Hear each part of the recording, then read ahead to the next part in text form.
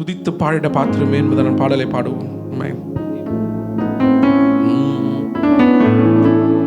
துதித்து பாடிட பாத்திரமே துங்கவனேசுவின் நாமமதே.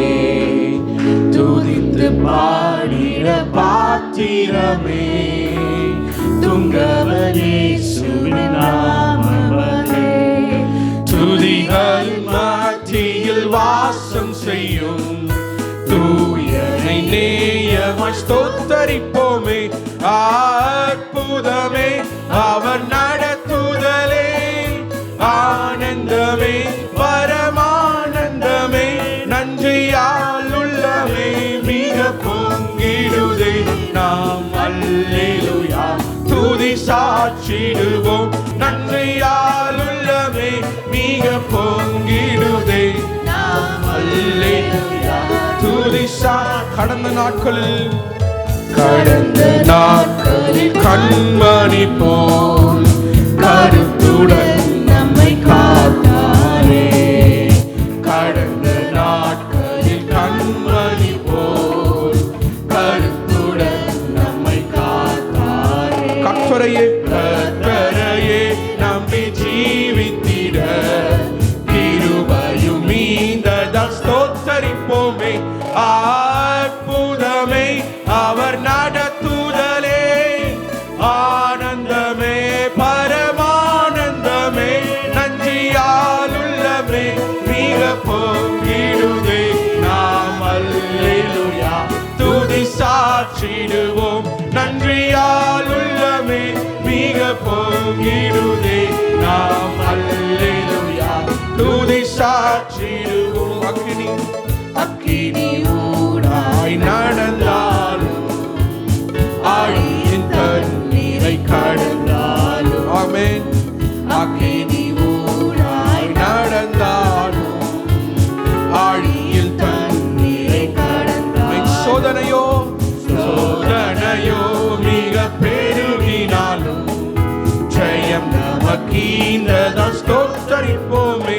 அற்புதமே அவர் நடத்துதலே, ஆனந்தமே பரமானந்தமே, நன்றியால் உள்ளமே மிக பொங்கிடுதே.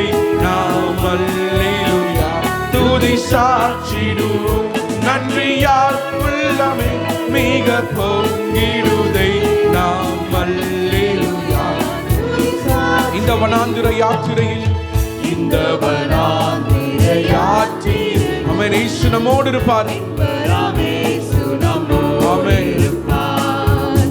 இந்த வனாந்திர யாத்திரையில் இன்பராம் இயேசு நம்மோடு இருப்பார்.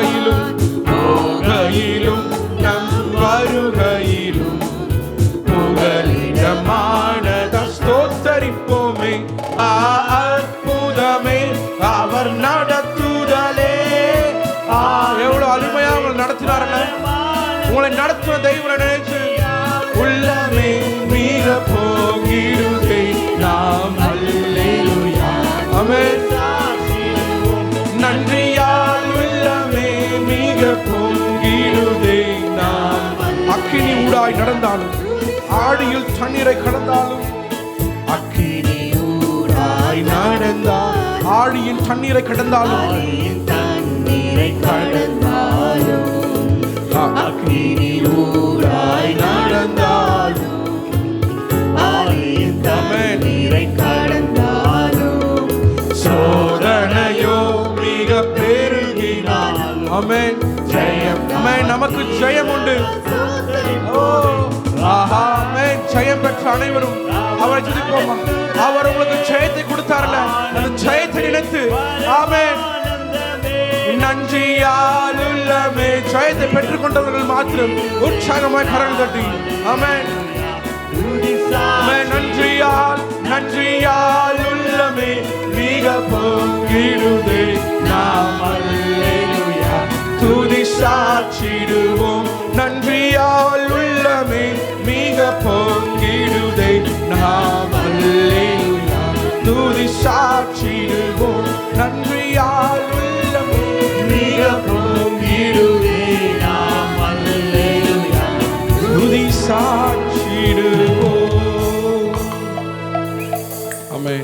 கரங்களை வைத்து சொல்லுவோமா? நன்றியால் உள்ளமே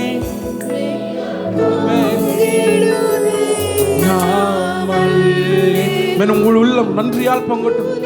தேவன் உங்களுக்கு செய்த நன்மைகளை நினைத்து நன்றியால் உள்ளமே. உங்களை ரட்சித்தார்ல, அந்த ரட்சிப்பை நினைத்து அவருக்கு நன்றியோடு துதி சாற்றுவோமா?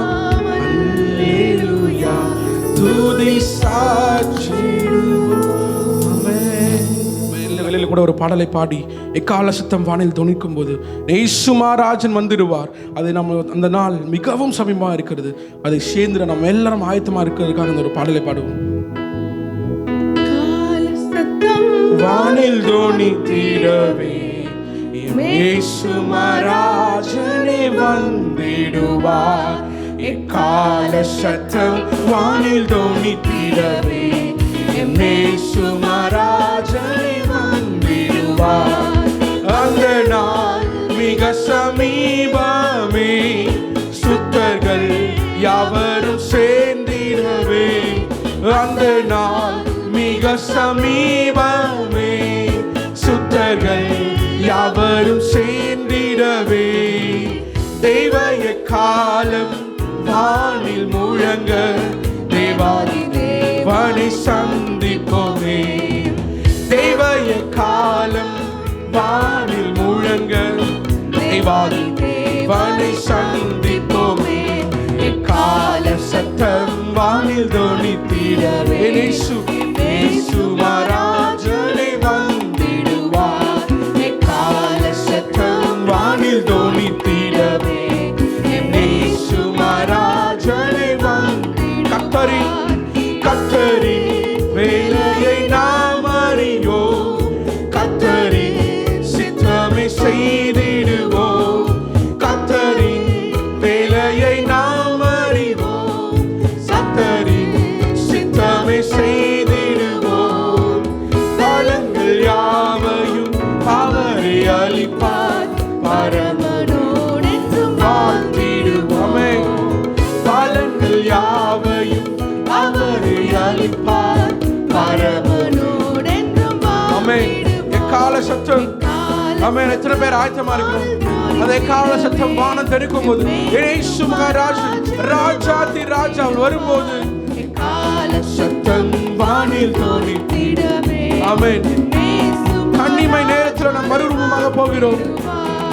கன்னிமை நேரத்தில் மாறிடுவோம், விண்ணிலே யாவரும் சேர்ந்திடும். ஆமென். அந்த நாளில் எத்தனை பேர் ஆயத்தமா இருக்கிறீங்க? நேரத்தில் மாறி, ஆமென், விண்ணிலே யாவரும் சேர்ந்திடுவோம். கண்ணீர் கவலை அங்கே இல்லை, கர்த்தர் தாமே வெளிச்சமாவார். எல்லாம் எழுந்து நின்று பாடுவோமா? ஆமென். எல்லாம் உற்சாகமாய் கரம் தட்டி எக்கால சத்தம் வானில் தொனித்திடவே இயேசு மகாராஜனே வந்திடுவார். எக்கால சத்தம் வானில் தொனித்திடவே இயேசு மகாராஜனே வந்திடுவார். கரம தட்டி. தகப்பனே, உம்முடைய பிரசன்னத்திலே நாங்கள் மகிழ்ந்து களை கூறும்படி பாராட்டின கிருபைக்காக உமக்கு ஸ்தோத்திரம் ஸ்தோத்திரம். வாய்களை திறந்து அப்படியே உள்ளத்தின் ஆழத்திலிருந்து தேவாதி தேவனுடைய பரிசுத்த நாமத்தை உயர்த்துவோம். ஆமென். இந்த நாளை எங்களுக்கென்று கொடுத்தீரே, அதற்காக உமக்கு ஸ்தோத்திரம் ஸ்தோத்திரம். புதிய மாதத்தில் ஆண்டவரே எங்களுக்கு இந்த 1ஆம் தேதி 2வது மாதம் கொடுத்தீரே, அதற்காக உமக்கு நன்றி செலுத்துகிறோம். இந்த மத்தியான வேளையில் உம்முடைய சமூகத்தில் வந்து அப்பாவுமை பாடி ஆராதிக்க துதிக்க ஆண்டவருடைய பரிசுத்த ஆண்டவரே நாமத்தை அறிந்து கொள்ள இன்னும் ஆண்டவரே அதிகமாய் உம்மை நேசித்திட எங்களுக்கு நீர் கிருபை பாராட்டினதற்காக உமக்கு கோடான கோடி ஸ்தோத்திரம் ஸ்தோத்திரம் ஸ்தோத்திரம். பிதாவாகிய தேவனை நாங்கள் ஸ்தோத்தரிக்கிறோம். எங்கள் ஆண்டவராகிய இயேசு கிறிஸ்துவை நாங்கள் ஸ்தோத்தரித்து மகிமைப்படுத்துகிறோம்.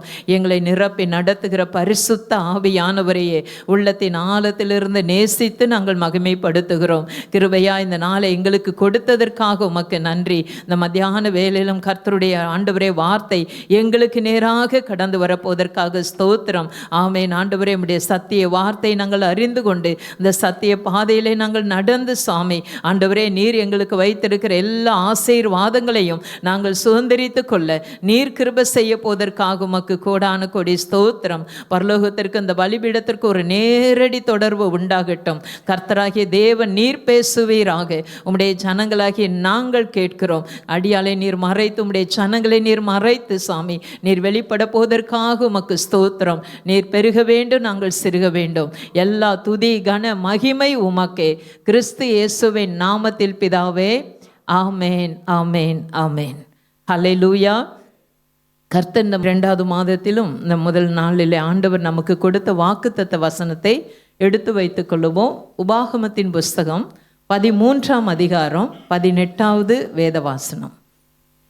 கர்த்தர் தமது கோபத்தின் உக்கிரத்தை விட்டு திரும்பி உனக்கு தயை செய்து உனக்கு இறங்கி அவர் உன் பிதாக்களுக்கு ஆணையிட்டபடி உன்னை விருத்தி அடைய பண்ணுவார். கர்த்தர் தமது கோபத்தின் உக்கிரத்தை விட்டு திரும்பி உனக்கு தயை செய்து உனக்கு இறங்கி அவர் உன் பிதாக்களுக்கு ஆணையிட்டபடி உன்னை விருத்தி அடைய பண்ணுவார் என்று 2வது மாதத்தில் இந்த முதல் நாளிலே ஆண்டவர் நமக்கு வாக்குத்தத்தம் கொடுத்திருக்கிறார். ஆமேன், ஹல்லேலூயா. விசுவாசத்தோடு கரங்களை உயர்த்தி ஆமேன், என்னை விருத்தி அடைய செய்கிற தேவனுக்கு ஸ்தோத்திரம் சொல்லுங்க. இப்பவே சொல்லுங்க, ஆண்டவரே என்னை நீர் இந்த மாதம் முழுவதும் அபிஷேகத்தில், கிருபையில், பரிசுத்தத்தில், எல்லாவற்றிலும் உமக்கு உகந்த எல்லா காரியத்திலும் நான் விருத்தி அடைய எனக்கு உதவி செய்ய போவதற்காக உமக்கு கோடான கோடி ஸ்தோத்திரம், ஸ்தோத்திரம், ஸ்தோத்திரம், ஸ்தோத்திரம். விசுவாசித்த ஒவ்வொருவருக்கும் அப்படி ஆகுவதாக. ஏனென்றால் கர்த்தருடைய வேத வசனம் சொல்லுகிறது, அவர் தமது கோபத்தின் உக்கிரத்தை விட்டு திரும்பி உனக்கு தயை செய்து உனக்கு இறங்கி அவர் உன் பிதாக்களுக்கு ஆணையிட்டபடி உன்னை விருத்தி அடைய பண்ணுவார் என்று வாக்குத்தத்தம் கொடுத்திருக்கிறார். ஸோ ஒவ்வொரு காரியத்திலையும் உனக்கு இறங்கி உன் பிதாக்களுக்கு ஆணையிட்டபடியே, அதே போல உனக்கு தயை செய்து என்று சொல்லி எழுதப்பட்டிருக்கிறது. அப்போது நாம் விருத்தி அடைகிறது, நாம் கர்த்தரிடத்தில் தயவை பெறுவது, நமக்காக கர்த்தர் இறங்கி உதவிகளை செய்வது எல்லாம் ஆண்டவருக்கு சித்தமான பிரியமான காரியங்கள் ஒன்று. பெற்றோராக இருக்கிற நாம் ஒவ்வொருவரும் நம்முடைய பிள்ளைகளுக்காக எவ்வளோ காரியத்தை இறங்கி அவங்களுக்கு தயவு பாராட்டி, அவங்கள சீராட்டி பாராட்டி, அவங்களுக்கு எல்லா காரியத்திலையும் அவங்களுக்கு உதவியாக ஒத்தாசையாக இருந்து அவங்க வாழ வைக்கிறது, அவங்கள ஆசீர்வாதமாக வைப்பது எப்படி பெற்றோர்களுக்கு மிகுந்த மகிழ்ச்சியை கொடுக்கிறதோ, அதே போல தான் ஆண்டவராகிய இயேசு கிறிஸ்து உங்களை என்னை சிருஷ்டித்த ஆண்டவர் நம்மை விருத்தி அடையும்படி நமக்கு ஆண்டவர் என்ன செய்கிறாராம்? தயவு காட்டுகிறார்.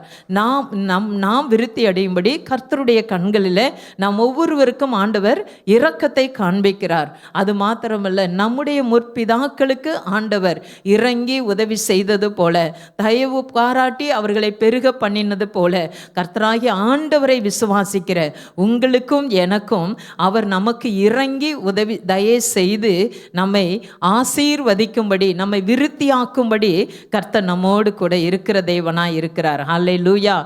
நாம் கர்த்தருக்கு பிரியமில்லாத காரியங்களை விட்டு விலகும் போது தான் கர்த்தர் நமக்கு என்ன செய்வார்? நம்மை விருத்தி அடைய பண்ணுவார். கர்த்தருக்கு பிரியமில்லாத காரியத்தை விட்டு நம்ம என்ன செஞ்சணும்? முற்றிலும் முழுவதும் விலகி வாழ வேண்டும். கர்த்தருக்கு பிரியமில்லாத காரியம் எது எது நம்முடைய வாழ்க்கையில் காணப்பட்டாலும், எந்த சூழ்நிலையாக இருந்தாலும், நண்பர்களாக இருந்தாலும், தொடர்பு பேச்சு வார்த்தைகளாக இருந்தாலும், இல்லை தேவனுக்கு பிரியமில்லாத இடங்கள், பார்வைகள், செய்கைகள், கிரியைகள், இல்லை நம்முடைய நினைவுகள், எதுவாக இருந்தாலும் எல்லாவற்றையும் விட்டு நாம் என்ன செய்யணும்? திரும்ப வேண்டும். அப்படி நாம் திரும்பும் போது தான், கர்த்தருக்கு பிரியமில்லாத காரியங்களை விட்டு நாம் திரும்பும் போது தான் நமக்கு ஆண்டவர் திரும்பி நமக்கு தயை செய்து நமக்கு இறங்கி நம்மை விருத்தி அடைய பண்ணுவதற்கு அவருடைய கரம் நம்ம மேலே இருக்கும். ஸோ வேதத்தில் பார்த்தீங்கன்னா அநேகரை ஆண்டவர் விருத்தி அடைய பண்ணியிருக்கிறார். அநேக பரிசுத்தவான்கள் விருத்தி அடைந்தவர்களாய் வாழ்ந்திருக்கிறார்கள்.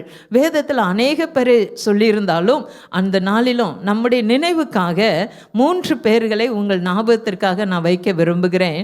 முதலாவதாக யாரை கர்த்தர் விருத்தி அடைய பண்ணினார் என்று பார்க்கும் பொழுது, ஆதியாகமம் 26வது அதிகாரம் 12வது வேத வசனத்தையும் 13வது வேத வசனத்தையும் வாசிக்கும் பொழுது வேதத்தை திறந்து கவனமாய் பார்ப்போம்.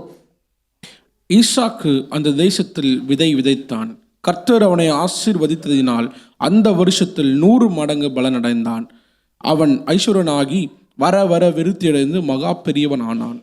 அவன் ஐஸ்வர்யவனாகி வர வர விருத்தியடைந்து மகா பெரியவனான் ஆனான் என்று சொல்லப்பட்டிருக்கிறது. அந்த அதிகாரம் 26ஆம் அதிகாரத்தை எடுத்து வைத்து கொள்ளுங்க. அந்த 2வது வசனத்தில் அது சொல்லப்பட்டிருக்கிறது, ஆபிரகாம் வாழ்ந்த நாட்களிலே ஒரு பஞ்சம் உண்டானது போல ஈசாக்கு வாழ்கிற அந்த நாட்களிலும் ஒரு பஞ்சம் உண்டாயிற்று. அப்போ அந்த பஞ்சம் உண்டாகும் பொழுது இந்த ஈசாக்குக்கு என்ன செய்வதென்று தெரியவில்லை.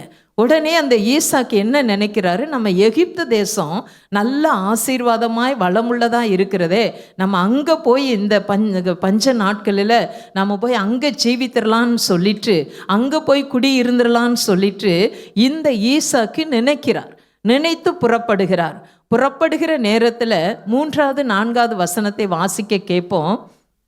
இந்த தேசத்திலே வாசம் பண்ணு, நான் உன்னுடனே கூட இருந்து உன்னை ஆசீர்வதிப்பேன்.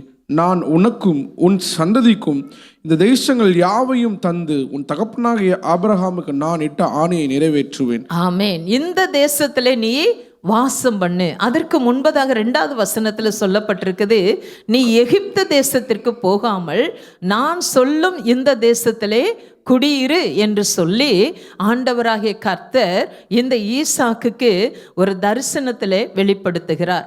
ஸோ இவருடைய ஈசாக்குடைய நினைவெல்லாம் எப்படி இருந்தது, எகிப்து தேசத்துக்கு போனாதான் இந்த பஞ்ச நாட்களிலே நாம் பிழைத்து கொள்ள முடியும் என்று சொல்லி ஈசாக்கு நினைத்தார். ஆனால் அங்கே போவது கர்த்தருக்கு பிரியமில்லாத ஒரு காரியமாக இருந்தது. ஈசாக்குக்கு மன விருப்பத்தோடு தான் அந்த இடத்துக்கு போகணுங்கிற பிளானோடு இருக்கிறாரு.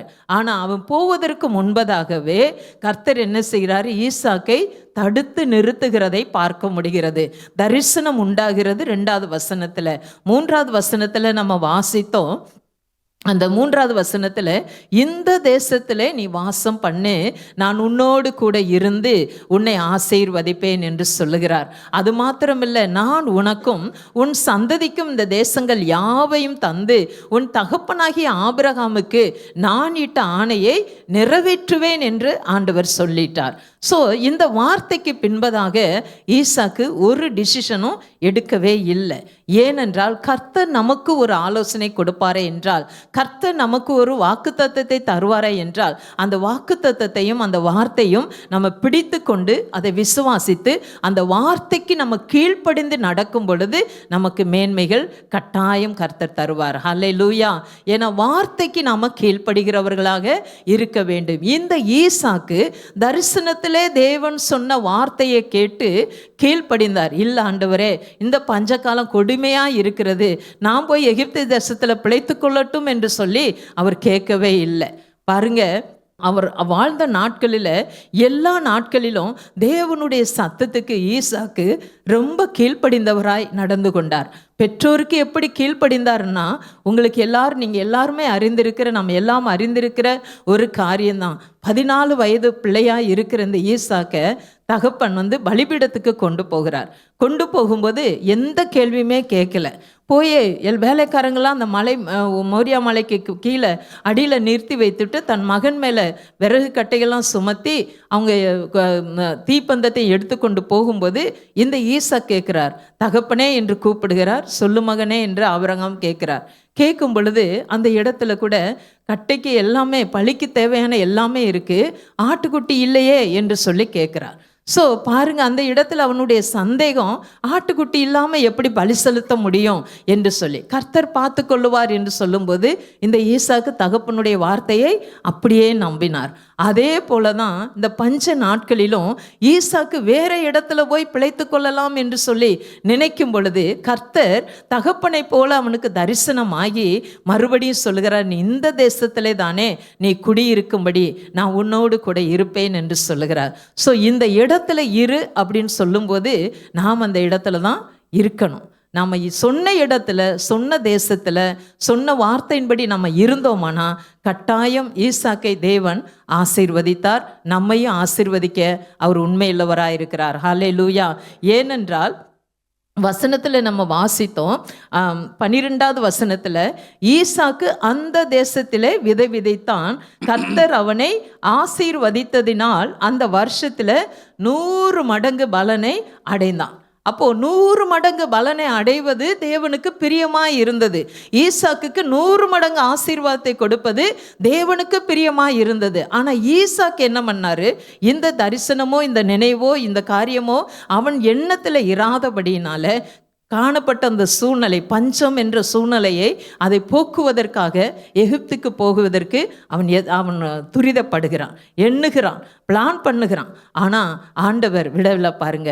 ஆண்டவர் இதே போல தான் நம்முடைய ஒவ்வொருவரையும் அப்படி தற்காத்து நடத்துகிறார். நம்முடைய பிளான் எல்லாம் வேற வேற மாதிரி இருக்கும். இந்த 1வது மாதம் கர்த்தர் கிருபையாக நடத்தி கொண்டு வந்தார். 2வது மாதம் எப்படி இருக்குமோ அப்படின்னு நம்ம நினச்சிட்டு தானே இருந்தோம். அப்போ 2வது மாதத்துல ஆண்டவர் என்ன சொல்லுகிறார்? 1வது மாதத்தில் நான் உன் கூட இருந்து ஏன் வல்லமை விளங்க பண்ணுவேன், உன் நடுவில் இருப்பேன்னு சொன்னவர் அதே தேவன் இந்த மாதத்தில் 2வது மாதத்திலும் எப்படி நடக்குமோ, எப்படி இந்த மாதத்தை கழிப்பேனோ, இந்த மாதம் எப்படியா என் வாழ்க்கையில் இருக்குமோ என்று நினைக்கிற நம்ம ஒவ்வொருவருக்கும் ஆண்டவருடைய வார்த்தை நமக்கு நேராக வருகிறது. இந்த மாதத்தில் உன்னை நான் விருத்தி அடைய பண்ணுவேன் என்று சொல்லி. அல்லேலூயா. கர்த்தர் நம்மை விருத்தி அடைய செய்வது அவருக்கு பிரியமும் சித்தமான காரியமாய் இருக்கிறது. அவருடைய வார்த்தைக்கு நீங்களும் நானும் கீழ்ப்படிந்து காணப்படும் பொழுது அந்த வார்த்தையின் தேவனானவர் நம்மை விருத்தி அடைய செய்கிறவராய் இருக்கிறார். ஆதியாகமம் 26ஆம் அதிகாரம் 13வது வசனத்தில் அந்த 100 மடங்கு ஆசீர்வாதத்தை பெற்றதற்கு பின்பதாக அவன் ஐஸ்வர்யவனாகி வர வர விருத்தி அடைந்து மகா பெரியவனானான். அப்போ தேவனுடைய வார்த்தைக்கு கீழ்ப்படிந்ததுனாலே தான் அவனுக்கு அந்த 100 மடங்கு ஆசீர்வாதம். அதற்கு பின்பதாக வர வர அப்படின்னா அவன் செய்த எல்லா காரியத்திலும் ஆண்டவர் ஒரு மிகுந்த ஆசீர்வாதத்தை கட்டளையிட்டார். ஒரே நாளில் நடக்கிற காரியம் இல்லைங்க. எதுவுமே நமக்கு இந்த மாசத்துல ஆண்டவர் சொன்னா 28 நாள் வரைக்கும் தேவனே இந்த வார்த்தையை சொல்லியே, ஆண்டவரே அபிஷேகத்தில் கிருபையில் உம்முடைய பலத்தில் நான் வர வர விருத்தி அடையணும், நேற்று இருந்த பலனை காட்டிலும் இந்த நாளுக்குரிய பலனை தாங்க, நேற்றை கொடுத்த கிருபையை காட்டிலும் இந்த நாளுக்குரிய கிருபையை எனக்கு தாங்க, நேற்று கொடுத்த அபிஷேகத்தை காட்டிலும் இந்த நாளில் ஒரு புதிய அபிஷேக தைலத்தினால என்னை நிரப்புங்கன்னு சொல்லி ஒவ்வொரு நாளும் டே பை டே நீங்க கேட்கும் பொழுதுதான் நீங்க விருத்தி அடைய முடியும். ஆவிக்குரிய ஜீவியத்திலும் நீங்க விருத்தி அடைய முடியும், பூமிக்குரிய ஆசீர்வாதத்திலும் நீங்க விருத்தி அடைய முடியும். ஆண்டவரே, நேற்றைய தினத்துல நான் வேலை செய்ததை காட்டிலும் இந்த நாளில் இன்னும் அதிகமாக நான் ஸ்பீடா செய்ய எனக்கு நீங்க கிருபை தாங்க, அதற்குரிய ஞானத்தை தாங்க, அதை மேற்கொள்ளத்தக்கதான அபிஷேகத்தை தாங்க, அதை புரிந்து கொள்ளத்தக்கதான எனக்கு உதவி செய்யுங்கன்னு சொல்லி நாம் ஒவ்வொரு நாளும் ஆண்டவரையே நோக்கி பார்த்து அவருடைய வார்த்தைக்கு நம்ம கீழ்ப்படியும் பொழுது, அவருடைய ஆலோசனை கேட்கும் பொழுது, அவருடைய சமூகத்தில் காத்திருக்கும் பொழுது, காத்திருக்கிற ஆலோசனை கேட்கிற அவருடைய வார்த்தைக்கு கீழ்ப்படுகிற எந்த பிள்ளைகளையும் கர்த்தர் மறக்கவே மாட்டார். ஹல்லேலூயா. நம்மையும் அவர் மறக்காத தேவன், நம்மை நினைவு கூறுகிற தேவன். இந்த ஈசாக்கு பஞ்ச நாட்களில் விதைக்கும் பொழுது 100 மடங்கு ஆசீர்வாதத்தை தந்து வசனம் சொல்லுகிறது 26:13 அவன் ஐஸ்வர்யவனாகி வர வர விருத்தி அடைந்து மகா பெரியவனானான். பாருங்க, அவன்கிட்ட ஒண்ணுமே இல்லாதனால தான் பஞ்சம் பிழைக்குவதற்கு எகிப்துக்கு போகணும்னு நினைச்சார். ஆனா ஆண்டவருடைய வார்த்தைக்கு கீழ்ப்பட்டு அந்த தேசத்திலே தானே அவன் குடியிருக்கும் பொழுது, அந்த தேசத்துல இருந்த அந்த விதையை வாங்கி அவன் விதைக்கும் பொழுது அந்த தேசத்திலேயே ஆண்டவர் அவனை ஆசீர்வதித்தார். ஸோ நீங்க இருக்கிற இடத்துல, நீங்க செய்கிற வேலையில, நீங்க படிக்கிற பாடங்களில் நீங்க பெருகணுமா, நீங்க வளர வேண்டுமா, நீங்க உயர்வை மேன்மை அடைய வேண்டுமா, நீங்க தேவனுடைய வார்த்தைக்கு கீழ்ப்படிந்து அந்த வேலையை அதனதன் காரியங்களை சரியாய் தேவனுக்கு முன்பதாக கீழ்ப்படிந்து செய்யுங்க. கர்த்தர் உங்களை வர வர மகா பெரியவனாகி விருத்தி அடைய செய்வார். ஹல்லேலூயா. தேவனுடைய வார்த்தைக்கு நாம் என்ன செய்யணும்? கீழ்ப்படுகிறவர்களாக இருக்கணும் சொன்ன இடத்துல. ஸோ வாலிப பிள்ளைகளாக இருக்கிற நீங்கள் என்ன செய்யணும்? ஆண்டவரே, உமக்கு பிரியமில்லாத எந்த காரியத்தையும் நான் சொல்லவோ செய்யவோ பார்க்கவோ தொடவோ மாட்டேன், அவங்களோட பேச மாட்டேன் என்றெல்லாம் சொல்லி நீங்கள் தீர்மானம் எடுங்க. ஏன்னா நாம் தீர்மானம் எடுக்கும்போது தான் கர்த்தர் நமக்கு அந்த தீர்மானத்திற்கேற்ற உதவிகளை ஆண்டவர் நமக்கு செய்வார். நாம் தீர்மானம் எடுக்கலைன்னா அந்த உதவி நமக்கு ஆண்டவரிடத்திலிருந்து கிடைக்காது. நான் நல்ல மதிப்பெண்களை எடுக்கணும்னு நீங்கள் +2 படிக்கிற 10th படிக்கிற 12th படிக்கிற பிள்ளைங்க நினைக்கிறீங்களா? நீங்கள் ஆண்டவரிடத்தில் கேளுங்க, ஆண்டவரே நான் நல்ல மதிப்பெண்களை எடுக்க, நான் நல்ல ஹார்ட் ஒர்க் பண்ணேன், எனக்கு நல்ல சுகபலனை தாங்க, புரிந்து கொள்ள நல்ல ஞான அறிவை தாங்க, ஞாபகசக்தியை தாங்க, ஞானத்தின் ஆவியானவர் நீங்கள் என்ன நிரப்புங்கன்னு சொல்லி நீங்கள் கேட்கும் பொழுது தான் கர்த்தர் உங்களுக்கு கொடுப்பார். ஹல்லேலூயா. கேட்காம எனக்கு ஆண்டவர் தருவார் அப்படின்னு சொன்னால் அது உங்கள் விசுவாசம், நல்லது தான். ஆனால் ஆண்டவரிடத்தில் நீங்கள் கேட்கணும். அப்பா அம்மா சாப்பாடு செஞ்சு டேபிளில் தான் வச்சுருப்பாங்க. உங்களுக்கு வேணும்னா நீங்கள் தான் என்ன செய்யணும்? எடுத்து போட்டு சாப்பிடணும். சாப்பிட்டாதான் உங்கள் வயிறு நிரம்பும். அதே போல தான் ஆண்டவர் நமக்கு வாக்குத்தத்தத்தை கொடுத்து விட்டார். நாம் அதை சுதந்திரித்து கொள்ளும் பொழுதுதான், அந்த வார்த்தைக்கு நம்ம கீழ்ப்படியும் பொழுதுதான் நாமும் கர்த்தருக்குள்ள விருத்தி அடைய முடியும், உலக ஐஸ்வர்யத்தில் விருத்தி அடைய முடியும், ஆவிக்குரிய ஜீவியத்தில் விருத்தி அடைய முடியும். ஹல்லேலூயா. ஸோ விருத்தி அடைய வேண்டுமானால் கர்த்தருக்கு பிரியமில்லாத எல்லா காரியத்தையும் விட்டு கர்த்தர் சொல்லுகிறபடி நம்ம கீழ்ப்படிந்து நடக்கும் பொழுது நிச்சயமாய் விருத்தியை காண முடியும். ஹல்லேலூயா.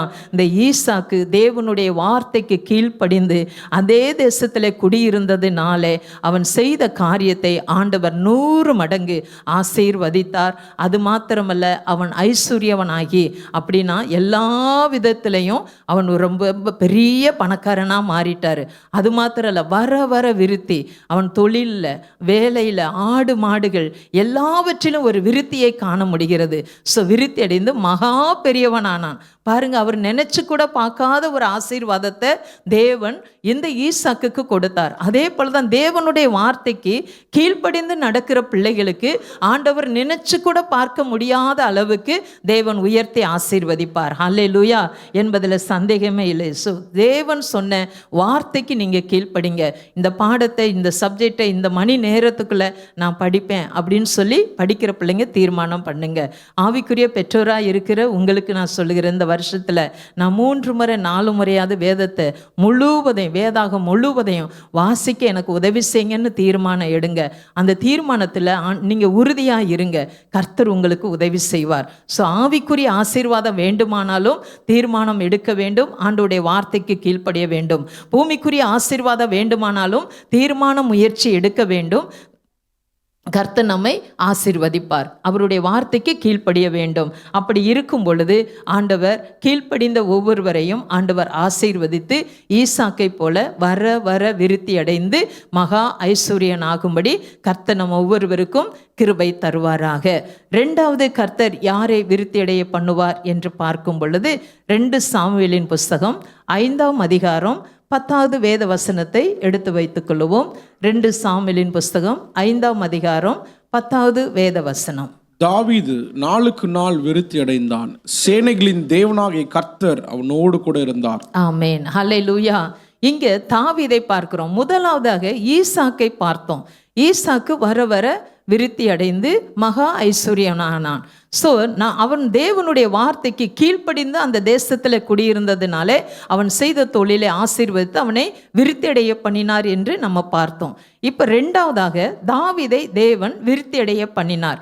எப்படி? நம்ம வாசித்த வசனத்தின்படி தாவீது நாளுக்கு நாள் விருத்தி அடைந்தான், சேனைகளின் கர்த்தர் அவனோடு கூட இருந்தார் என்று சொல்லப்பட்டிருக்கிறது.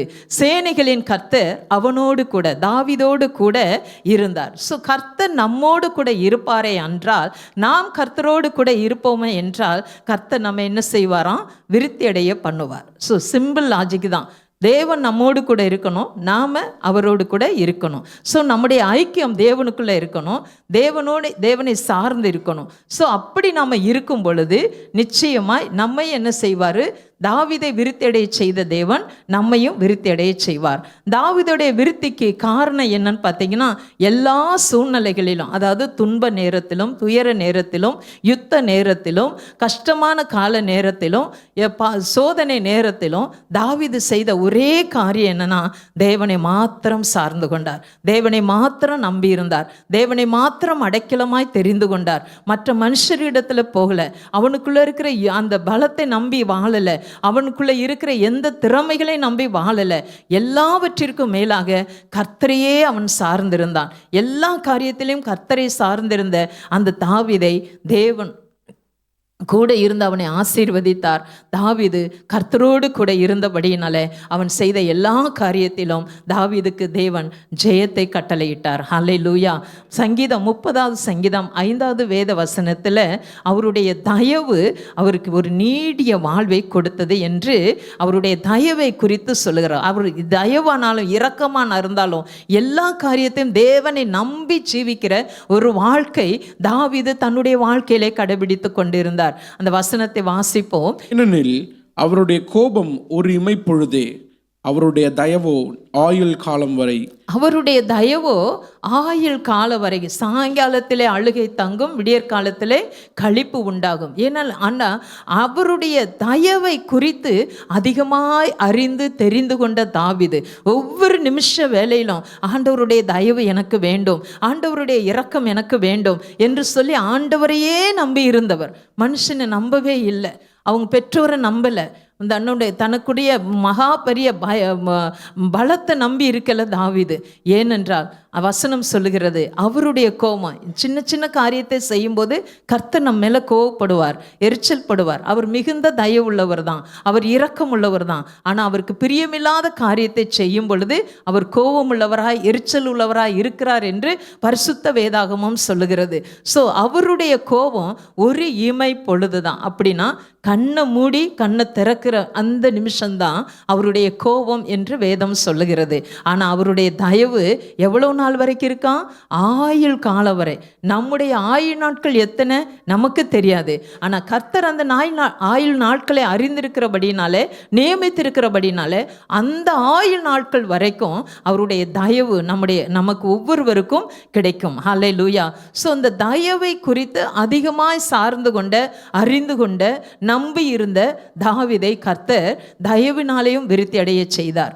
அடுத்ததாக பார்த்தீங்கன்னா சங்கீதம் 89வது சங்கீதத்தில் 17வது அந்த வசனத்தில் அவர் சொல்லுகிறார், உங்களுடைய தயவினாலே என்னுடைய கொம்பு உயர்ந்திற்று என்று சொல்லுகிறார். ஸோ தாவீதுக்கு தேவன் அதிகமான தயவை காண்பித்திருந்தார். ஏன்னா எல்லா காரியத்திலும் தாவீது தேவனை மாத்திரம் சார்ந்திருந்தார்.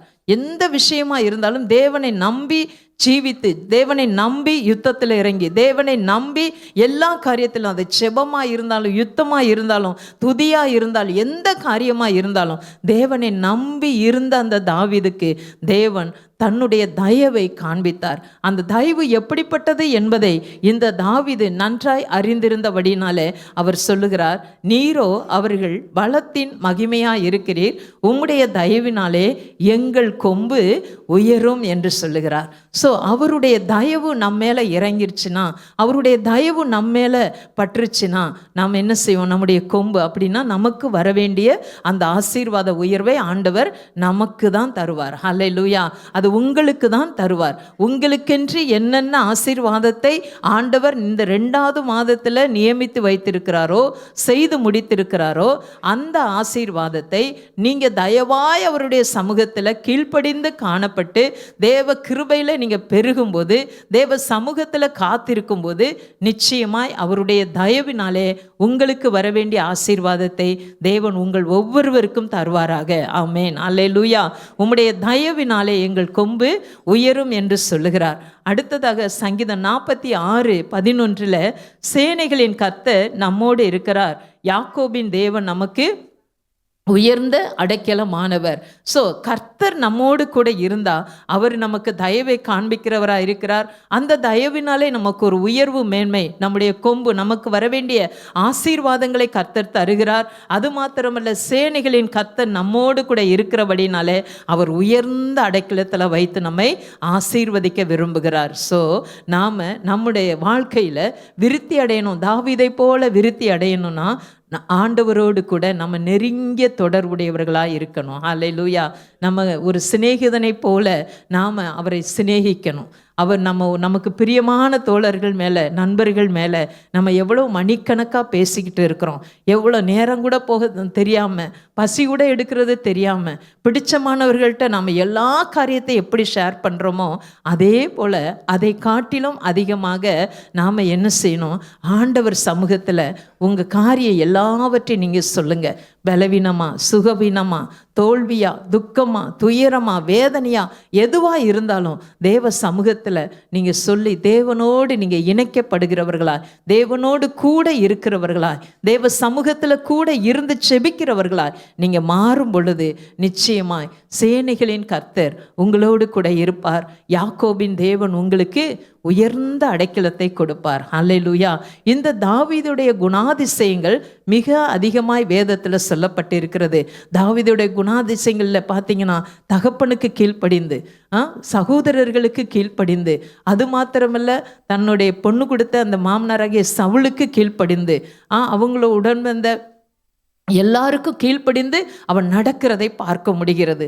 ஸோ அந்த கீழ்ப்படுதலின் ஆசீர்வாதமும் இந்த தாவீதுக்குள்ளே அதிகமாக இருந்ததுனால அவர் வர வர விருத்தி அடைந்து மகா பெரியவனாயி, சேனைகளின் கர்த்தர் அவரோடு கூட இருந்ததுனால அவனுக்கு வரவேண்டிய எல்லா ஆசீர்வாத உயர்வையும் ஆண்டவர் அந்த தாவீதுக்கு கொடுத்து உயர்த்தி ஆசீர்வதித்தார். அவருடைய வாழ்க்கையை நமக்கு நன்றாய் தெரிந்திருக்கிறது. ஏனென்றால் நம்ம எல்லாரும் அறிந்திருக்கிறோம், தாவீது ஒரு சின்ன தகப்பனுடைய ஆடுகளை மேய்க்கிற ஒரு மகனாக தான் இருந்தார்.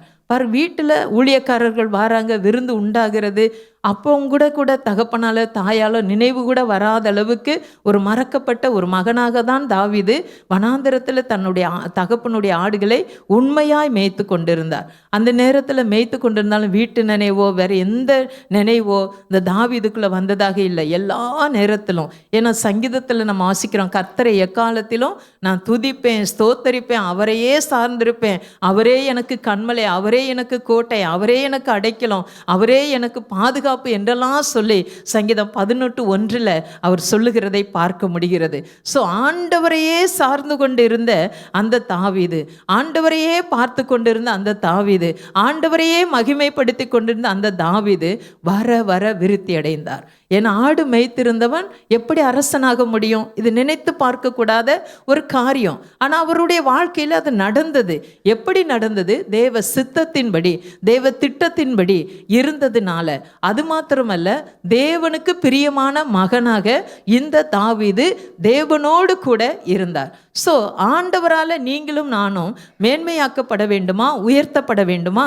ஆண்டவரோடு கூட இருக்கிற ஒரு அனுபவம் வேண்டும். நான் ஏன் கூட ஆண்டவர் இருந்தால் என்ன ஆண்டவர் உயர்த்தி ஆசீர்வதிப்பார். உங்க கூட ஆண்டவர் இருந்தால் உங்களை ஆண்டவர் ஆசீர்வதித்து உயர்த்தி வைப்பார். அதை எந்த மனுஷனோ எந்த அதிகாரியோ யாராலையும் அதை தடை செய்யவே முடியாது. ஸோ சேனைகளின் கர்த்தராகிய தேவனோடு நீங்கள் நெருங்கிய தொடர்பு வைங்க. இன்னும் அதிகமாக போன வருஷம் எவ்வளவு உங்களுக்கும் கர்த்தருக்கும் தொடர்பு இருந்தது, ஐக்கியம் இருந்தது, நான் அறியேன், கர்த்தர் அறிவார். ஸோ உங்களுக்கு தெரியும். அந்த ஐக்கியத்தை இந்த வருஷத்தில் இன்னும் பலப்படுத்துங்க, இன்னும் நெருங்கி போங்க, இன்னும் அவர் சமூகத்தில் நெருங்கி கிட்டி சேருங்க. அப்படி சேரும் பொழுது அவர் உங்களோடு கூட இருக்கும்போது உங்களுக்கு வரவேண்டிய ஆசீர்வாத உயர்வு மேன்மைகள் எல்லாம் அது உங்களுக்கே ஆண்டவர் தருவாராக. அது மாத்திரமல்ல, அவருடைய வளர்ச்சி பார்த்தீங்கன்னா வர வர வர அவன் தாவீதை குறித்து சொல்லப்பட்டிருக்கிறது. 1 நாளாகமம் 14ஆம் அதிகாரம் 17வது வேத வசனத்தில் அப்படியே தாவீதின் கீர்த்தி சகல தேசங்களிலும் பிரசித்தமாகி அவனுக்கு பயப்படுகிற பயத்தை கர்த்தர் சகல ஜாதிகளின் மேலும் வர பண்ணினார். இதை தாவீது நினைச்சு பார்த்திருப்பாரா? நிச்சயமா நினைச்சு பார்த்திருக்க மாட்டாரு. ஆடு மேய்க்கும் போது இதை நினைச்சு பார்த்திருப்பாரா? நிச்சயமா நினைச்சு பார்த்திருக்க மாட்டாரு. தேவனோடு கூட நாம இருந்தா இப்படிப்பட்ட வாக்குத்தத்தங்கள்லாம் நம்முடைய வாழ்க்கையிலும் ஆண்டவர் நிறைவேற்ற உண்மையுள்ளவராய் இருக்கிறார். ஹல்லேலூயா. ஏனென்றால் அப்படியே எப்படின்னா, அதற்கு முந்தின வசனத்தை நீங்க வீட்டில் போய் வாசித்து பாருங்க. போட்டாச்சு. 16வது வசனத்தில் தேவன் தனக்கு கற்பித்தபடியே தாவீது செய்தபோது பெலிஸ்தேரி இராணுவத்தை கிபியோன் துவங்கி காசூர் மட்டும் முறியடித்தார்கள் என்று எழுதப்பட்டிருக்கிறது. அடுத்து 17வது வசனம், அப்படியே தாவீதின் கீர்த்தி சகல தேசங்களிலும் பிரசித்தமாயிற்று. அப்போ தாவீதை போல ஒரு யுத்த வீரன் யாரும் இல்லை. தாவீது கூட தேவன் இருக்கிறார். ஏன்னா அடிக்கடி வேத வசனத்தில் தேவன் அவனோடு கூட இருந்தார் என்று சொல்லப்பட்டிருக்கிறது. ஸோ நம்மோடு கூட ஆண்டவர் இருப்பாரே என்றால் நாம் வாழ்கிற தேசங்கள் குடும்பங்களிலே நம்மையும் ஆண்டவர் என்ன செய்வார்? பிரசித்தமாக்கினா பிரபலமாக்கி என்று அர்த்தம். அவனுக்கு பயப்படுகிற பயம் அப்படின்னா பிரசித்தமாகிறது மாத்திரமல்ல. தாவீதுனா ஐயோ அவன் சிங்கத்தை கொன்றவன், ஐயோ அவன் கரடியை கொண்டவன், அவன் கோலியாத்தையே முறியடித்தவன், அவனுக்கு முன்பதாக சவுல் ராஜா கூட நிற்க முடியல. அப்படிப்பட்ட ஒரு பயத்தையும் நடுக்கத்தையும் என்ன செய்வாராம்? தேசம் முழுவதிலும் ஆண்டவர் நம்ம உயர்த்தும் போது நம்மை குறித்தான காரியத்தை மற்றவர்களுக்கும் தெரியப்படுத்துகிற காரியத்தை தேவனே செய்கிறாராம். சொல்லப்பட்டிருக்கிறது, கீர்த்தி சகல தேசங்களிலும் பிரசித்தமாகி அவனுக்கு பயப்படுகிற பயத்தை, தாவீதுக்கு பயப்படுகிற பயத்தை கர்த்தர் சகல ஜாதிகளின் மேலும் வரப்பண்ணினார். பாருங்க, ஒரு மனுஷனோடு கர்த்தர் இருந்தா அவருக்கு பயப்படுகிற பயம் எத்தனை ஜாதிகளின் மேலே, அத்தனை ஜாதிகளின் மேலும் ஆண்டவர் வர பண்ணுகிறாராம். ஸோ ஆண்டவருடைய வார்த்தைக்கு நம்ம கீழ்ப்படிந்து அவரோடு கூட நம்ம இருப்போமானால் தாவீதை விருத்தி அடைய செய்த தேவன் நம்மையும் இந்த 2வது மாதத்திலும் கர்த்தர் ஆவிக்குரிய ஆசீர்வாதத்திலும் பூமிக்குரிய ஐஸ்வர்ய ஆசீர்வாத நன்மைகளிலும் கர்த்தர் உங்களையும் என்னையும் விருத்தி அடைய செய்வார் என்பதில் சந்தேகமே இல்லை. ஹல்லேலூயா. கரங்களை உயர்த்தி சொல்லுவோமா? ஹல்லேலூயா, ஆமென். அவர் நம்மோடு கூட இருக்கிற ஒரு அனுபவத்துக்குள்ளே நம்ம கடந்து வரணும். அவர் நம்மோடு இருக்கணும், நாம் அவரோடு இருக்கணும். எனக்கு தெரிந்த அருமையான சகோதரன் ஒருவர் உண்டு. அவர் மிகுந்த ஒரு சின்ன ஒரு வியாபாரம் தான் நடத்தி கொண்டு இருந்தார். சின்ன ஒரு பழைய காரெல்லாம் வாங்கி அவங்க சேல்ஸ் பண்ணி கொண்டு தான் இருந்தார். ஆனால் ஒரு நாள் அவர் கம்பெனி ஆரம்பிக்கும் போது நம்மளுடைய போதகர் பாஸ்டர் தான் கூப்பிட்டுருந்தாங்க. நாங்கள் நல்ல நண்பர்களாக இருந்ததுனால அவங்க கூப்பிட்டுருந்தாங்க. கூப்பிடும்போது என்ன காரியத்திற்காக அவருக்கு போய் நான் செபித்து அந்த தொழிலை ஆரம்பிக்கணும் அவர் கூப்பிட்டார். அநேக ஊழியக்காரர்கள் இருந்தாலும் நண்பர்களாக இருக்கிற எங்களையும் அவர் முதல்ல கூப்பிட்டு நீங்கள் தான் வாக்குத்தத்தம் சொல்லி என்னை ஆசீர்வதித்து அந்த தொழிலை நடத்துவதற்கு நீங்கள் ஆரம்பித்து வைக்கணும் அப்படின்னு பாஸ்டர் கேட்டுக்கொண்டபடினால அந்த முந்தின நாளில் ஆண்டவர் சமூகத்தில் உண்மையாக பாஸ்டர் ஜெபம் பண்ணாங்க. ஜெபம் பண்ணும்போது இந்த வசனத்தை தான் கொடுத்தார். 2 சாமுவேல் 5ஆம் அதிகாரம் 10வது வேத வசனம். எனக்கு இன்னும் நல்லா ஞாபகம் இருக்குது. அந்த ஊழியக்காருக்கு கொடுத்தது, தாவீது நாளுக்கு நாள் விருத்தி அடைந்தான், சேனைகளின் கர்த்தர் அவனோடு கூட இருந்தார். ஸோ ஆண்டவர் உங்களோடு கூட இருக்கிறதுனால நாளுக்கு நாள் நீங்கள் விருத்தி அடைவீங்கன்னு சொல்லி ஒரு சின்ன அளவில் தொழில் தொடங்கப்பட்ட அந்த பிஸ்னஸை கர்த்தர் பெரிதளவு ஆகினார். இன்றைக்கு உலகம் முழுவதும் அவருடைய கீர்த்தி, அவரை குறித்தான காரியங்கள் எல்லாம் சொல்லுவதற்கேற்ற கர்த்தர் அவரோடு கூட இருந்ததுனால, அவர் கர்த்தரோடு கூட இருந்ததுனால அவருடைய பெயரை கீர்த்தியும் புகழ்ச்சியுமாக மாற்றினார். வேறும் யாரும் அல்ல, நாம் யாவரும் அறிந்திருக்கிற அன்பு சகோதரர் ஸ்டீவனை குறித்து நான் சொல்லுகிறேன். அவர் சிறிய அளவில் தொடங்கினது தான். ஸோ கொடுத்த வாக்குத்தத்தம் இதுதான்.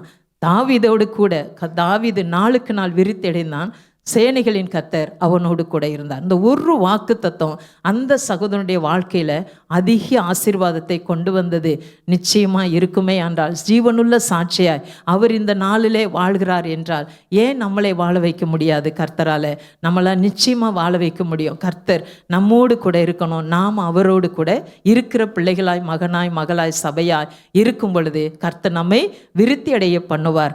அடுத்ததாக 3ஆவதாக நம்ம யார் விருத்தி அடைய என்று பார்க்கும் பொழுது லூக்கா எழுதின சுவிசேஷம் 2ஆம் அதிகாரம் 52வது வேத வசனத்தை எடுத்து வைத்துக் கொள்ளுவோம். இயேசுவானவர் ஞானத்திலும் வளர்த்தியிலும் தேவ கிருபையிலும் மனுஷர் தயவிலும் அதிகமாய் விருத்தி அடைந்தார். இயேசுவானவர் ஞானத்திலும் வளர்த்திலும் தேவ கிருபையிலும் மனுஷ தயவிலும் அதிகமாய் விருத்தி அடைந்தார். முதலாவதாக நம்ம பார்த்தோம், ஈசாக்கு தேவனுடைய வார்த்தைக்கு கீழ்ப்படிந்து நடந்த அந்த தேசத்தில் குடியிருந்ததுனாலே, தேவனுடைய வார்த்தைக்கு கீழ்ப்படிந்ததுனாலே அவன் வர வர விருத்தி அடைந்தான் என்று சொல்லி தியானித்தோம். 2ஆவதாக கர்த்தர் தாவீதை விருத்தி அடைய பண்ணினார். சேனைகளின் கர்த்தர் அவரோடு கூட இருந்தார் என்று. ஸோ சேனைகளின் கர்த்தரோடு நல்ல ஐக்கியத்தை கொண்ட தாவீதை தேவன் விருத்தி அடைய பண்ணினார் என்று 2வதாக தியானித்தோம். 3வதாக நாம் வாசித்தோம் லூக்கா எழுதின சுவிசேஷம் 2ஆம் அதிகாரம் 52வது வசனத்தில் இயேசுவானவர் ஞானத்திலும் வளர்த்திலும் தேவ கிருபையிலும் மனுஷ தயவிலும் அதிகமாக விருத்தி அடைந்தார். ஹல்லேலூயா. அதிகமாக விருத்தி அடைந்தார் என்று சொல்லப்பட்டிருக்கிறது. நீதிமொழிகளின் புஸ்தகம் 9ஆம் அதிகாரம் 10வது வேத வசனத்தை வாசிப்போமா? நீதிமொழிகளின் புஸ்தகம் 9ஆம் அதிகாரம். கர்த்தருக்கு பயப்படுதலே ஞானத்தின் ஆரம்பம், பரிசுத்தரின் அறிவே அறிவு. ஆமேன். ஹல்லேலூயா. கர்த்தருக்கு பயப்படுதலே ஞானத்தின் ஆரம்பம், பரிசுத்தரின் அறிவே அறிவு. ஸோ 3வதாக இயேசுவானவர் எப்படி விருத்தி அடைந்தார்னா, அவர் பரிசுத்தத்தில் உண்மையாக இருந்தார். அவரே பரிசுத்தமுள்ள தேவன். அவர் பூமியிலே மனுஷராய் அவதரித்து வாழ்ந்த நாட்களில் எல்லாவற்றிலும் அவர் பரிசுத்தமாய் இருந்தார். ஹல்லேலூயா. அவருடைய வாழ்க்கையில் ஒன்று கூட குறைவு என்று சொல்லவே முடியாது. அவரே சொல்லுகிறார், யார் என்னை குற்றவாளியாக நியமிக்க கூடும், யார் என்னிடத்தில் பாவம் இருக்கு என்று சொல்ல முடியும் என்று சொல்லி தைரியமாக கேட்கிறார். ஸோ பிதாவாகிய தேவனுக்கு முன்பதாக ஆண்டவராகிய இயேசு கிறிஸ்து பரிசுத்தத்தில் அவருக்கு பயப்படுகிற, பிதாவுக்கு பயப்படுகிற பயத்தில் இருந்ததுனால அந்த ஞானம் இந்த கிறிஸ்துவுக்குள் உண்டாய் இருந்தது. ஏன்னா நீதிமொழிகளின் புஸ்தகம் அந்த 31 அதிகாரம் வரைக்கும் நீங்கள் வாசித்து பார்த்தீங்கன்னா அநேக இடங்களில் ஞானம், அறிவு, புத்தி என்று அநேக வார்த்தைகள் அநேக அதிகாரங்களில் வருவதை பார்க்க முடிகிறது. அவரே சொல்லுகிறார், நானே ஞானமும் புத்தியும் அறிவுள்ளமா இருக்கிறேன். ஸோ அவருக்குள்ள இருக்கிற அந்த ஞானத்தை நாம பெறணும்னா நம்முடைய வாழ்க்கையில் ஒரு பரிசுத்தம் காணப்பட வேண்டும். அந்த பரிசுத்தம் நமக்குள்ள இருந்தா, காலையில் கூட போதகர் சொன்னாங்க, உண்மை நமக்குள்ளே இருந்தா உண்மையுள்ள மனுஷனை கர்த்தர் என்ன செய்வார், பரிபூரணத்தினாலே ஆசீர்வதிப்பார் என்று காலையில் அவங்க போதித்தாங்க. ஸோ அந்த வார்த்தையின்படியே இந்த நாளிலும் உண்மையாய் பரிசுத்தமாய் நம்ம வாழும் பொழுது கர்த்தர் எப்படி இயேசுவானவருக்குள்ள அவர் இயேசுவே வர விருத்தி அடைந்தாரோ அப்படியாய் ஞானத்திலும் கிருபையிலும் தயவிலும் மனுஷனுடைய தயவிலும் நம்ம என்ன செய்வார், விருத்தி அடையும்படி கர்த்தர் கிருபை பாராட்டுவார். 3வதாக ஆண்டவர் விரும்புகிறபடி பரிசுத்தமாக இருக்க வேண்டும். அசுத்தமான காரியங்கள் ஒன்றும் நம்முடைய நினைவிலேயோ பார்வையிலேயோ சிந்தனையிலேயோ செய்கையிலேயோ நம்முடைய நடக்கையிலேயோ எந்த காரியத்திலேயும் அசுத்தங்கள் இருக்கவே கூடாது. கர்த்தர் விரும்புகிற சிநேகிக்கிற அந்த பரிசுத்தம் நம்முடைய வாழ்க்கையில் இருக்கும் பொழுது, இயேசுவுக்குள் அந்த பரிசுத்தம் இருந்ததுனால அவரை குறித்து சொல்லப்பட்டிருக்கிறது, ஞானத்தில் விருத்தியாக இருந்தார். வளர்த்தி அவர் வளரும் பொழுது நல்ல வளர்ச்சி, அவருடைய சரீரத்தில் நல்ல சுக பலன் ஆரோக்கியம் அதிகமாக இருந்தது. அடுத்து தேவ கிருபை, பிதாவாகிய தேவன் அவருக்கு அதிகமான கிருபையை கொடுத்திருந்தார். அடுத்ததாக பார்த்தீங்கன்னா மனுஷருடைய தயவு, அவர் பூமியில் மனுஷராய் இயேசு கிறிஸ்து வாழ்கிற நாட்களில் எல்லா மனுஷருடைய கண்களிலும் தயவு கிடைக்கும்படி கர்த்தர் அவருக்கு கிருபை பாராட்டினார். ஸோ இந்த 4 ஆசீர்வாதமே நமக்குள்ளே வரணும் என்றால் நாம் தேவனுக்கு பயப்படுகிற பயத்தோடு பரிசுத்த உண்மையோடு நம்ம காணப்பட்டோமானால் நம்முடைய வாழ்க்கையிலும் ஆண்டவர் விருத்தி அடைய செய்வார். ஹல்லேலூயா. இயேசுவே வர விருத்தி அடைந்தார்னா கர்த்தர் அவருடைய பிள்ளைகளாக இருக்கிற நாம குறுகி போவதை ஆண்டவர் விரும்புவதே இல்லை. கர்த்தர் நம்மையும் விருத்தி அடைய பண்ண அவர் உண்மையுள்ளவராக இருக்கிறார். ஸோ அவருக்கு பிரியமான பரிசுத்தமான வாழ்க்கை வாழ்வோம். நம்ம வாழும் பொழுது பரிசுத்தமாய் ஜீவிக்கும் போது பரிசுத்தமாய் அவருக்கு முன்பதாக காணப்படும் பொழுது கர்த்தர் நம்மை பரிசுத்தப்படுத்தி நம்மை உயர்த்தி ஆசீர்வதித்து நம் ஒவ்வொருவரையும் விருத்தி அடைய செய்வார். அது மாத்திரமல்ல, பரிசுத்தமாக இருக்கிறதுனால நம்முடைய நாட்களை கூட ஆண்டவர் என்ன செய்கிறாராம், கூட்டி கொடுக்கிறாராம். அதே நீதிமொழிகளின் புஸ்தகம் 9ஆம் அதிகாரம் 11வது வேத வசனத்துல, உன் நாட்கள் பெருகும், உன் ஆயுசின் வருஷங்கள் விருத்தியாகும். அப்போ ஆண்டவருக்கு பயப்படுகிற பரிசுத்த உள்ளத்தோடு நம்ம வாழ்ந்தா, அப்போ ஆண்டவர் எப்படி அவருக்கு எப்படி தயவு கிடைச்சதோ, அவர் எப்படி கிருபையில் வளர்ந்தாரோ, அவர் எப்படி ஞானத்தில் வளர்ந்தாரோ, அவர் எப்படி வளர்த்தியில் வளர்ந்து வந்தாரோ, அதே போல் உங்களுக்கும் எனக்கும் அவர் அப்படிப்பட்ட கிருபைகளை செய்கிறது மாத்திரமல்ல, நம்முடைய ஆயுசு நாட்களை கூட ஆண்டவர் என்ன செய்கிறாராம், விருத்தி அடைய பண்ணுகிறார். ஸோ அவராலேயே அவருக்கு உகந்த பரிசுத்தத்தின் வாழ்கிற வாழ்க்கை வாழும் பொழுது நிச்சயமாய் அவராலே நம்முடைய ஆயுசு நாட்கள் பெறுகிறது, அங்கே ஒரு மல்டிப்ளை, அங்கே ஒரு பெருக்கம் காணப்படுகிறது. அது மாத்திரமல்ல, உன் ஆயுசின் வருஷங்கள், நமக்கு ஆயுசின் வருஷங்கள் எத்தனைன்னு யாராலையும் சொல்லவே முடியாது. அப்போ அந்த வருஷங்கள் விருத்தி ஆகணுமா, கர்த்தருக்காக நம்ம பரிசுத்தம் உள்ளவர்களாய் ஜீவிக்கிறவர்களாக இருக்க வேண்டும், கர்த்தரோடு கூட இருக்க வேண்டும். கர்த்தருடைய வார்த்தைக்கு கீழ்ப்படிந்து இருக்கும்போது கர்த்தர் நம்மை விருத்தி அடைய செய்வார். ஹல்லேலூயா.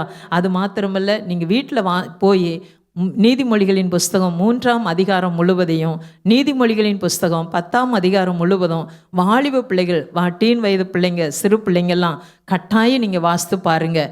அதில் சொல்லப்பட்ட ஒவ்வொரு வாக்கு தத்தத்தையும் ஒவ்வொரு வசனத்தையும் கை வைத்து ஜெபம் பண்ணி, ஆண்டவரே இந்த வார்த்தையின் வல்லமை ஜீவன் எனக்குள்ளே இறங்கி உம்முடைய ஞானத்தினாலும் உம்முடைய அறிவினாலும் உம்முடைய புத்தினாலும் என்னை நிரப்புங்கப்பா. நானும் என் தேசத்தில், என் ஜனபந்துக்கள் மத்தியில், என் குடும்பம் மத்தியில், என் சபை மத்தியில் நானும் வர விருத்தி அடைய, மேன்மை அடைய என்னை ஆண்டவரே எனக்கு நீங்கள் தயவு பாராட்டுங்க, கிருபை பாராட்டுங்க, நல்ல ஞானத்தை கொடுங்க, சரீரத்தில் நல்ல சுகத்தை கொடுங்கன்னு சொல்லி ஒவ்வொரு வசனத்தை வாசித்து நீங்கள் ஜெபம் பண்ணி பாருங்க. கர்த்தர் உங்களை மென்மேலும் விருத்தி அடைய செய்வார். கர்த்தருடைய வார்த்தை வல்லமையை இந்த நாளிலும் உங்களுக்கு நேராக கடந்து வந்திருக்கிறது. ஸோ கர்த்தராகிய இயேசு கிறிஸ்து எப்படி ஞானத்திலும் வளர்த்திலும் தேவ கிருபையிலும் மனுஷனுடைய தயவிலும் அதிகமாய் விருத்தி அடைந்தாரோ, அதே போல நம்மையும் விருத்தி அடைய செய்வார். அவர் விருத்தி அடைவதற்கு ஒரே ஒரு காரியம் மட்டும். அதே லூக்கா எழுதின சுவிசேஷம் 2ஆம் அதிகாரத்தில் 49வது வசனத்தை வாசிங்க. அதற்கு அவர், நீங்கள் ஏன் என்னை தேடினீர்கள்? என் பிதாவுக்கு அடுத்தவைகளில் நான் இருக்க வேண்டியது என்று அறியீர்களா என்றார். 50வது வசனம், பெற்றோருக்கு அவர் கீழ்ப்படிந்திருக்கிறார் என்று வார்த்தை வரும். தாங்கள் அவர்களுக்கு சொன்ன வார்த்தையை அவர்கள் உணர்ந்து கொள்ளவில்லை. 51வது வசனம், பின்பு அவர் அவர்களுடனே கூட போய் நாசரேத்தில் சேர்ந்து அவர்கள் கீழ்ப்படிந்தார். அவருடைய தாயார் இந்த சங்கதி எல்லாம் தன் இருதயத்தில் வைத்துக் கொண்டாள். அவங்க வீட்டில் போய் இயேசுவானவர் என்ன செஞ்சாராம், அவருடைய தாயாருக்கெல்லாம் கீழ்ப்படிந்திருந்தார். பெற்றோருக்கு நீங்கள் கர்த்தருக்குள்ள என்ன செய்யணும், கீழ்ப்படிந்திருங்க. கீழ்ப்படிந்தால் கர்த்தர் உங்களை விருத்தியடைய செய்வார். நீங்கள் கீழ்ப்படியும் பொழுது உங்களுக்கு மேன்மையை ஆண்டவர் தருவார். ஸோ அப்படியே எழுந்து நின்று, ஆண்டவரே இந்த நாளிலும் இயேசுவானவர் எப்படி தன் தாய் தகப்பனுக்கு கீழ்ப்படிந்து நடந்தாரோ, அதே போல் நாங்களும் எங்கள் பெற்றோருக்கு, ஆசிரியர்களுக்கு, வேலையில் இருக்கிற உயர் அதிகாரிகளுக்கு நாங்களும் கீழ்ப்படிந்து இருக்க, ஆண்டவரே முதியவர்களுக்கு நாங்கள் கீழ்ப்படிந்து இருக்க எங்களுக்கு உதவி செய்யுங்கன்னு சிறு பிள்ளைகள்லாம், வாலிப பிள்ளைகள்லாம் கேளுங்க. மற்ற தாய் தகப்பன்மாரெல்லாம், சபையில் இருக்கிற எல்லாரும், முதிய வயதில் இருக்கிற எல்லாரும், ஆண்டவரே உமக்கு நான் பயந்து பரிசுத்தத்தோடு உம்முடைய வார்த்தைக்கு நான் கீழ்ப்படிந்து இருக்க எனக்கு உதவி செய்யுங்கன்னு சொல்லி கேளுங்க. ஹல்லேலூயா. தேவனுடைய கர்த்தருடைய பிரசன்னம் இந்த நாள் மத்தியான வேளையிலும் நம் நடுவிலே அதிகமாய் அவருடைய பிரசன்னத்தின் வல்லமையினால் ஆண்டவர் நிரப்ப அவர் உண்மையுள்ளவராய் இருக்கிறார். ஹல்லேலூயா. ஈசாக்கு விதை விதைத்தான். ஹல்லேலூயா. தேவன் அதை 100 மடங்கு ஆசீர்வதித்து வர விருத்தி அடைந்து ஆமேன் மிக பெரிய ஐஸ்வர்யனாக மாற்றினது போல தேவ சத்தத்துக்கு நானும் கீழ்ப்படுகிற மகனாக மகளாக இருப்பேன் என்று சொல்லி, ஆண்டவரே அந்த கீழ்ப்படிதலின் கிருபையை எனக்கு தாங்க என்று சொல்லி நீங்கள் வாய் விட்டு நீங்கள் கேளுங்க. ஆமீன். உங்கள் சத்தத்தை உயர்த்தி கேளுங்க. ஆண்டவரே என்னுடைய வார்த்தைக்கு நான் கீழ்ப்படியணும், என் பெற்றோர்களுக்கு நான் கீழ்ப்படியணும், ஆண்டவரே முதியவர்களுக்கு நான் கீழ்ப்படியணும், எனக்கு மேல் அதிகாரத்தில் இருக்கிறவர்களுக்கு நான் கீழ்ப்படியணும். இந்த கீழ்ப்படியதினாலே வருகிற அந்த ஆசீர்வாதம் என்னுடைய வாழ்க்கையில் ஒரு விருத்தியை உண்டாக்க வேண்டுமா என்னை நான் அர்ப்பணித்து செபிக்கிறப்பா. அந்த கீழ்ப்படுதலின் ஆவியை எனக்கு நீங்கள் தாங்கன்னு சொல்லி கேளுங்க. கேட்குற ஒவ்வொருவருக்கும் அந்த கீழ்ப்படுதலையும் உணர்த்துதலையும் தேவன் இந்த நேரத்தில் தர அவர் உண்மையுள்ளவராக இருக்கிறார். எல்லா வசனத்திலும் நம்ம வாசித்த ஒவ்வொரு காரியத்திலும் நம்ம அறிந்து கொண்டோம். கர்த்தருக்கு கீழ்ப்படிந்து, கர்த்தருக்கு பயந்து, கர்த்தருக்கு எதிர்பார்க்கிற பரிசுத்தத்தோடு இருக்கும் பொழுது அவர் நம்மை விருத்தியடைய பண்ணுவார் என்று நம்ம தியானித்தோமே. அதே போல ஹல்லேலூயா. இந்த நாளிலும் கர்த்தாவே உமக்கு பயந்து உம்முடைய வார்த்தைக்கு கீழ்ப்படிந்து நீர் விரும்புகிற பரிசுத்த உள்ளத்தோடு நான் வாழ எனக்கு உதவி செய்திருங்கப்பா, எனக்கு உதவி செய்திருங்க. இந்த உலகத்திலே நான் வாழ்ந்தாலும் உம்மை போல நான் மாற வேண்டும், உம்மை போல நான் வாழ வேண்டும். உம்முடைய சாயலை வெளிப்படுத்துகிற மகனாக மகளாக குடும்பமாக சபையாக நாங்கள் இருக்க வேண்டும் ஆண்டவரே. அதற்குரிய கிருபையை எனக்கு நீங்க தாங்கன்னு சொல்லி கேட்கிற ஒவ்வொரு பிள்ளைகள் மேலும் அந்த கிருபையின் அபிஷேகம் இந்த மத்தியான வேளையில ஊற்றப்படுகிற தயவுக்காக ஸ்தோத்திரம். கர்த்தர் கர்த்தர் எதிர்பார்க்கிற அந்த பரிசுத்தம் எனக்குள்ளே கடந்து வரட்டும்னு சொல்லி கேளுங்க. ஆமேன். வாய் திறந்து கேளுங்க. கடந்த நாட்களில் உங்களை அறியாம சில வார்த்தைகளை சொல்லி இருக்க கூடும், மற்றவர்களை காயப்படுத்தி இருக்க கூடும், ஆமேன், பெற்றோர்களை வேதனைப்படுத்தி இருக்க கூடும். அப்படிப்பட்ட பிள்ளைகள்லாம் இந்த நேரத்தில் ஆண்டவரே, நான் அறியாமல் தெரியாமல் செய்த குற்றங்களை பாவங்களை கிருபையாய் உம்முடைய ரத்தத்தினாலே என்னை கழுவி சுத்திகரித்து என் நேரத்தில் உமக்கு நீர் விரும்புகிற அந்த பரிசுத்த உள்ளத்தோடு உம்மை நோக்கி பார்க்க எனக்கு கிருபை தாங்கன்னு சொல்லி கேளுங்க. கேட்கிற ஒவ்வொரு பிள்ளைகளுக்கும், உண்மையாய் கேட்கிற ஒவ்வொரு பிள்ளைகளுக்கும் அவருடைய பரிசுத்த பிரசன்னம், அவருடைய பரிசுத்தமுள்ள ரத்தம், அவருடைய பரிசுத்த நாமத்தின் வல்லமை, அவருடைய பரிசுத்த வேத வார்த்தையின் அக்கினி இந்த நாளிலே இந்த வேளையிலே உங்கள் மேல அதிகமாய் ஊற்றப்பட்டு கொண்டே இருக்கிறது. அல்லேலூயா. தேவ கிருபையின் அபிஷேகம் ஆண்டவரே இந்த நேரத்தில் அதிகமாய் நிரப்பப்படுகிற தயவுக்காக உமக்கு கோடான கோடி ஸ்தோத்திரம் அப்பா.